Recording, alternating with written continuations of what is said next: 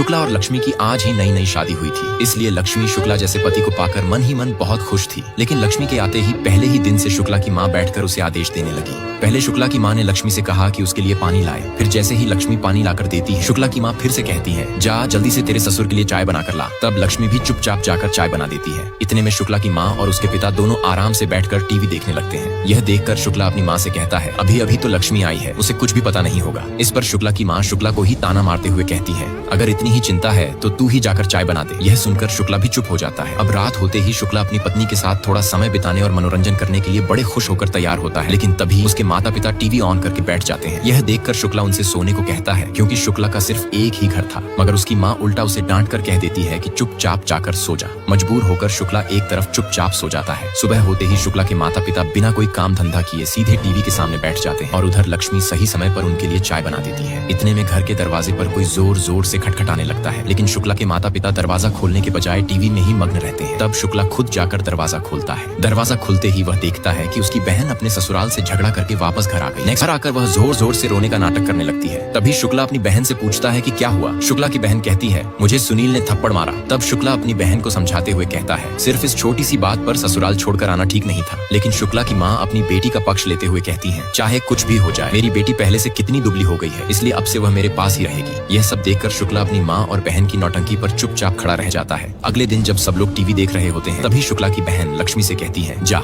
मेरे लिए एक स्पेशल चाय बना कर ला, क्योंकि मेरा शरीर बहुत दर्द कर रहा है। यह सुनकर लक्ष्मी भी चुपचाप चली जाती है। उसी समय शुक्ला मन ही मन सोचता है, ये लोग लक्ष्मी को तो नौकरानी समझ रहे हैं। फिर रोज की तरह शुक्ला घर से ऑटो चलाने के लिए निकल जाता है। जाने से पहले वह अपनी पत्नी लक्ष्मी को देखता है और फिर ऑटो लेकर सवारी बैठाने चला जाता है। दिन भर ऑटो चलाकर किराया बटोरते बटोरते शुक्ला की हालत खराब हो जाती है। इधर उसकी माँ और बहन मजे से सेब खाते हुए बातें करती रहती हैं और उसके पिताजी आराम से बिस्तर पर सोते रहते हैं। तभी शुक्ला अपना मन हल्का करने के लिए पत्नी लक्ष्मी को फोन करता है, लेकिन फोन की घंटी सुनकर शुक्ला की माँ और पिताजी चौंक जाते हैं। जैसे ही लक्ष्मी फोन उठाती है, उसकी सांसें उस पर ऐसे घूरती रहती हैं जैसे वह कोई चोर हो। इस वजह से लक्ष्मी अपने पति शुक्ला से चैन से बात भी नहीं कर पाती। दिन भर काम करने के बाद जब शुक्ला अपना मन हल्का करने के लिए अपनी बीवी को फोन करता है, तभी शुक्ला की माँ आकर लक्ष्मी से फोन छीन लेती है और उसे घर का राशन लाने की बात कहती है। यह देखकर शुक्ला बहुत गुस्से में आ जाता है। अब रात को जब शुक्ला घर लौट रहा होता है, तो रास्ते भर अपनी लक्ष्मी के बारे में सोचकर बहुत खुश हो जाता है। उसी खुशी में जब रात को सब लोग सो जाते हैं, तो शुक्ला अपनी बीवी के साथ थोड़ा लूडो खेलने की कोशिश करता है। लेकिन तभी शुक्ला की बहन नींद से उठकर जोर जोर से रोने लगती है और ऐसा अच्छा अभिनय करती है मानो कोई छोटी बच्ची सचमुच रो रही हो। इस वजह से शुक्ला अपनी बीवी के साथ ठीक से मनोरंजन भी नहीं कर पाता,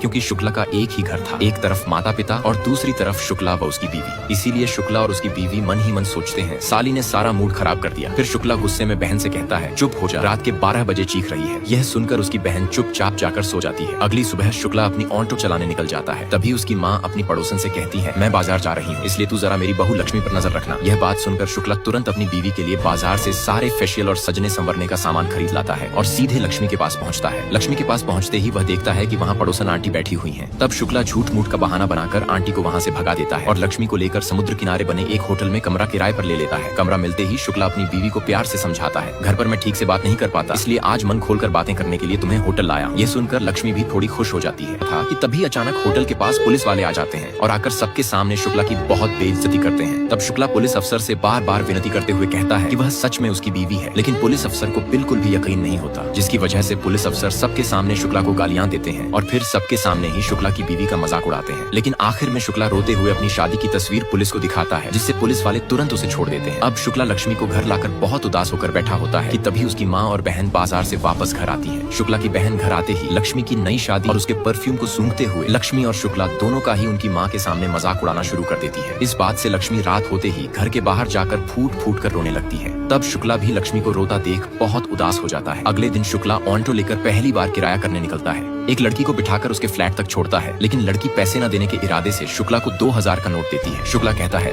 मैडम मेरे पास सुबह सुबह छुट्टे नहीं है। इस पर लड़की जानबूझकर झगड़ा करना शुरू कर देती है ताकि पैसे न देने पड़े। झगड़े को देखकर पास खड़े लोग शुक्ला की ही गलती समझकर उसे गालियां देते हैं और वहां से जाने को कहते हैं। नतीजा ये होता है कि शुक्ला को अपने पहले ही ग्राहक से पैसे नहीं मिलते और वह बहुत उदास हो जाता है। नेक्स्ट पार्ट के लिए लाइक और कमेंट करें।